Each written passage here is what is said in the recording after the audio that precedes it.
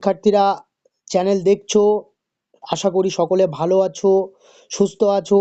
সামনে তোমাদের কিন্তু মাধ্যমিক পরীক্ষা, উচ্চ মাধ্যমিক পরীক্ষা। তোমরা কিন্তু খুব যত্ন সহকারে আজকের ভিডিওটা কিন্তু তোমরা দেখবে।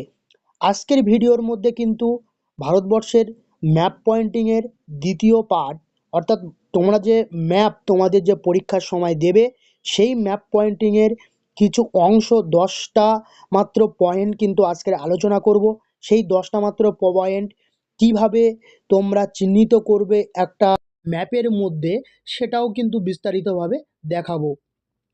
তো সম্পূর্ণ ভিডিওটি দেখবে, কেউ স্কিপ করবে না, না কেটে। না হলে কিন্তু এই ম্যাপ পয়েন্টিং সম্পর্কে তোমাদের ধারণা থাকবে না, ম্যাপ পয়েন্টিং তোমরা করতে পারবে না। তো এই ম্যাপ পয়েন্টিং কীভাবে করবে, কেমনভাবে করলে ফুল মার্কস আসবে, সেটা কিন্তু সম্পূর্ণভাবে এই ভিডিওর মধ্যে জানাবো।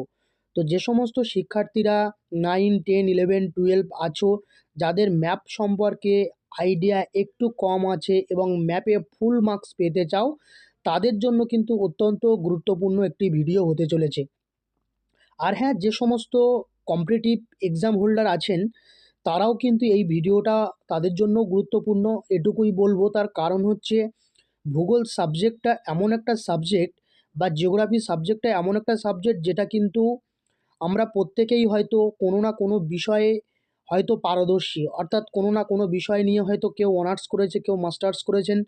কিন্তু আপনাদের ক্ষেত্রেও কিন্তু সব বিষয় জানা সম্ভব নয়, যেমন আমার ক্ষেত্রেও সব বিষয় জানা সম্ভব নয়। তো সেহেতু আমি চেষ্টা করছি যাতে অল কম্পিটিটিভ এক্সাম, যাদের এই জিওগ্রাফি ব্যাপারটা রয়েছে সিলেবাসের মধ্যে, তারাও কিন্তু ভিডিওটা দেখতে পারেন। কেননা এই ভিডিওটার মধ্যে কিন্তু অনেক ইনফরমেটিভ বা ইনফরমেশান থাকবে, যেটা আপনাদের আগত যে পরীক্ষা বা যে পরীক্ষাগুলো হবে, আপকামিং পরীক্ষাগুলো, সেগুলোতেও কিন্তু আপনারা কাজে লাগাতে পারবেন। তো বিস্তারিতভাবে আপনারা কিন্তু অবশ্যই কমেন্ট করবেন যে আপনাদের কোন টপিকের উপরে ক্লাস দিলে আপনারা পছন্দ করবেন, কোন টপিকের উপর ক্লাস করলে আপনারা ঠিকঠাকভাবে বুঝতে পারবেন, সেগুলো আপনারা অবশ্যই কমেন্ট করবেন। নতুন চ্যানেল, আপনারা যদি আপনারাই সাবস্ক্রাইব করবেন, সাবস্ক্রাইব না করলে কিন্তু আপনারাই আমাদের বল ভরসা। আর যে সমস্ত শিক্ষার্থীরা ভিডিওটি দেখছো, তো ভিডিওটি কিন্তু যত্ন সহকারে দেখবে। তো আশা করি ভিডিওটি শুরু করার আগে তোমাদের একটা কথা বলবো, যে মাধ্যমিক পরীক্ষার কিন্তু গুরুত্বপূর্ণ ম্যাপ পয়েন্টিং আমি এর আগেও বলেছি যে এরকমভাবে ভিডিও আপলোড দিতে থাকবো। যদি তোমাদের কোনো অসুবিধা হয় অবশ্যই কমেন্ট করে জানাবে। তো আজকের যে 10টা পার্ট নিয়ে আলোচনা করব, সেই 10টা পার্টের মধ্যে দেখো, প্রথমে আছে ভারতে অবস্থিত হিমালয়ের সর্বোচ্চ শৃঙ্গ। তা ভারতে অবস্থিত হিমালয়ের সর্বোচ্চ শৃঙ্গ কোনটা, সেটা আমরা কিন্তু ম্যাপ পয়েন্টিংয়ে দেখাবো। আগে এই পয়েন্টগুলো আলোচনা করে নিই, এই পয়েন্টগুলো যখন আলোচনা হয়ে যাবে তখন পয়েন্টিং করে করে দেখানো হবে। তো পয়েন্টগুলো প্রথমেই বলেছে ভারতে অবস্থিত হিমালয়ের সর্বোচ্চ শৃঙ্গ। দেখো কে টু কোথায় আছে সেটাও দেখাবো। তারপর বলছে গম উৎপাদক অঞ্চল, গম উৎপাদক অঞ্চল পাঞ্জাব ও হরিয়ানা। এটা হচ্ছে পাঞ্জাব ও হরিয়ানা গম উৎপাদক, মানে গমটা বেশি উৎপন্ন হয় পাঞ্জাব হরিয়ানাতে। তো এই জন্য গম উৎপাদক অঞ্চল দুটি জায়গা দেখাতে হবে। তারপর বলছে মরুস্থলী, মরুস্থলী একটা 3 নম্বর পয়েন্ট। 4 নম্বর হচ্ছে কচ্ছের রণ। 5 নম্বর হচ্ছে ভারতের বৃহত্তম ম্যানগ্রোভ অরণ্য। ভারতের বৃহত্তম ম্যানগ্রোভ অরণ্য কিন্তু সুন্দরবনেই অবস্থিত। তো সেই সুন্দরবনটা কোথায় আছে সেটা কিন্তু পয়েন্টিং আকারে তোমাদের সামনে উপস্থাপন করব। তো তারপরে হচ্ছে দেখো খাম্বাত উপসাগরের পতিত নদী, খাম্বাত উপসাগরের যে নদীটা গিয়ে যে মিশেছে সেই নদীটা হচ্ছে মহানদী, সেটাও দেখাতে হবে। ভারতের বৃহত্তম উপহ্রদ চিল্কা, চিল্কা যে উপহ্রদ, ভারতের বৃহত্তম উপহ্রদ, তোমাদের কিন্তু কোশ্চেন পড়বে এরকমভাবে, ভারতের বৃহত্তম উপহ্রদ। তো সেহেতু তোমাকে জানতে হবে ভারতের বৃহত্তম উপহ্রদ কোনটি। তো চিল্কা, সেই চিল্কা কোথায় আছে সেটা আমরা দেখাবো। তারপর হচ্ছে চির বসন্তের দেশ, এরকমভাবে কোশ্চেনটা আসবে। তো তোমাকে দিতে হবে ব্যাঙ্গালোর, ব্যাঙ্গালোর হচ্ছে চির বসন্তের দেশ। 9 নম্বর পয়েন্টে কী বলছে, আন্দামানের রাজধানী। আমরা জানি, প্রত্যেকেই জানি আন্দামানের রাজধানী হচ্ছে পোর্ট ব্লেয়ার।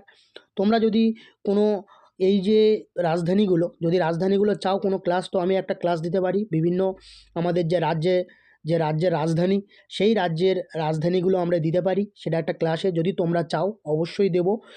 তো তারপর বলছে পশ্চিমঘাট পর্বতের পশ্চিম ঢাল ভারতের চিরহরিত অরণ্য, পশ্চিমঘাট পর্বতের পশ্চিম ঢালে ভারতের চিরহরিত অরণ্য দেখা যায়। তো পশ্চিমঘাট পর্বতের পশ্চিম ঢালে। তো এই 10টা পয়েন্ট নিয়ে কিন্তু আজকের আলোচ্য বিষয়। তো আশা করি ভিডিওটি অনেক ইনফরমেটিভ হতে চলেছে। তো ভিডিওটি তাহলে শুরু করা যাক।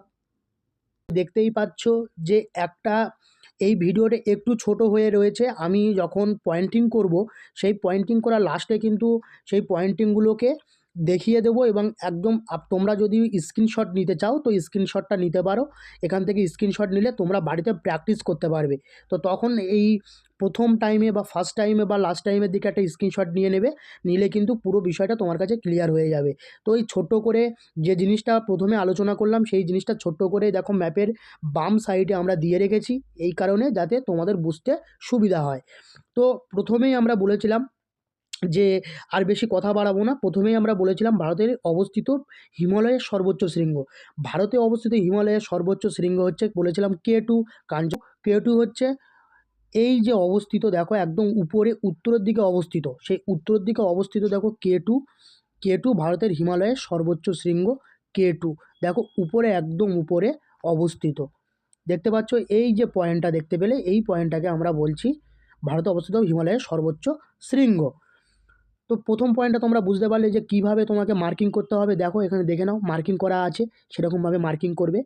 দ্বিতীয় যে পয়েন্টটা আমরা বলেছিলাম যে গম উৎপাদক অঞ্চল, তাহলে গম উৎপাদক অঞ্চল আমরা কোথায় দেখব? দেখো ঠিক এরকমভাবেই করবে, বাড়িতে প্র্যাকটিস করবে, তোমার কিন্তু ফুল মার্কস ম্যাপে কেউ আটকাতে পারবে না। দেখো এখানে পাঞ্জাব ও হরিয়ানা গম উৎপাদক অঞ্চল, এই দেখো ঠিক এই জায়গাটা হচ্ছে পাঞ্জাব ও হরিয়ানা গম উৎপাদক অঞ্চল। দেখো তোমাদেরকে দেখিয়ে দিলাম যে কিভাবে করা আছে, তোমরা কিন্তু এইভাবেও করতে পারো, বা তোমরা কোনো কালারিং করেও করতে পারো। কোনো কালার হয়তো নিয়ে গেলে পরীক্ষার হলে, সেই কালার দিয়েও করতে পারো, কিন্তু সেটা সময় সাপেক্ষ, তোমরা সব বিষয় করে উঠতে পারবে না। তো সেহেতু এরকমভাবেই করতে পারো, এরকম করলেও ফুল মার্কস পাওয়া যায়।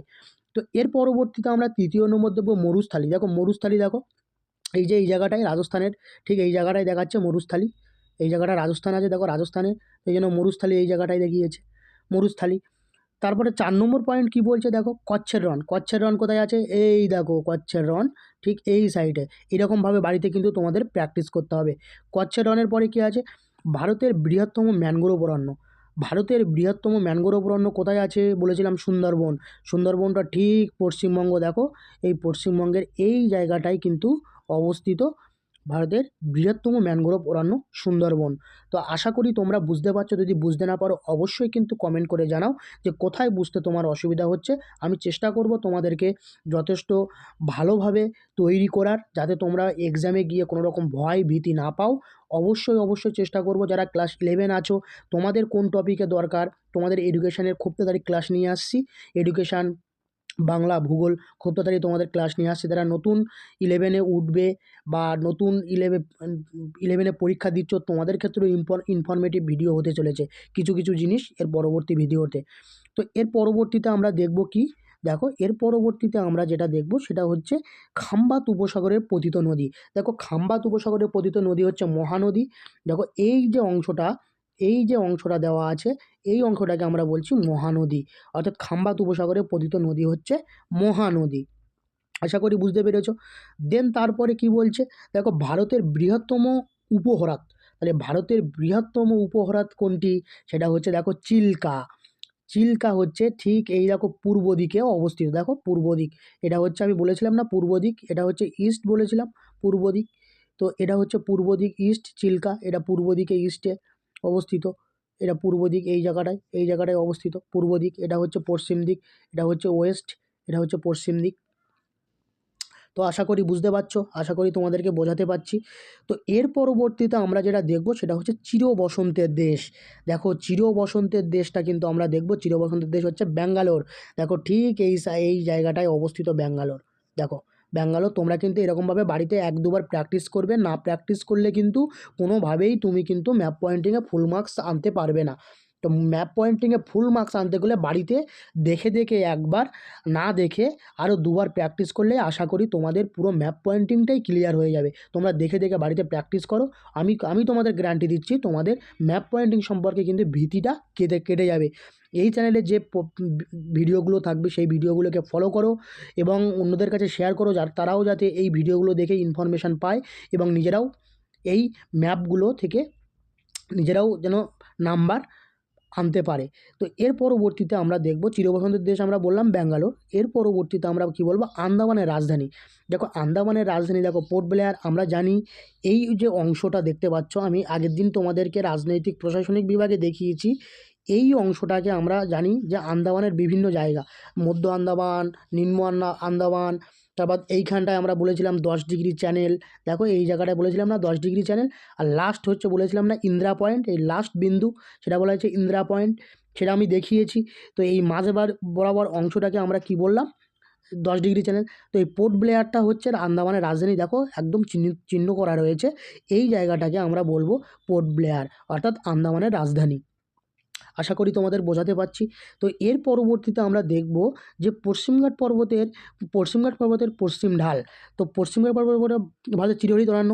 তো এই যে অংশটা, আমরা এই ম্যাপের এই অংশটাকে আমরা বলছি পশ্চিম দিক। আমরা জানি এটাকে ওয়েস্ট বলেছিলাম, এটাকে ইস্ট বলেছিলাম, আর এটা হচ্ছে পূর্ব দিক, এটা হচ্ছে পূর্ব ঢাল।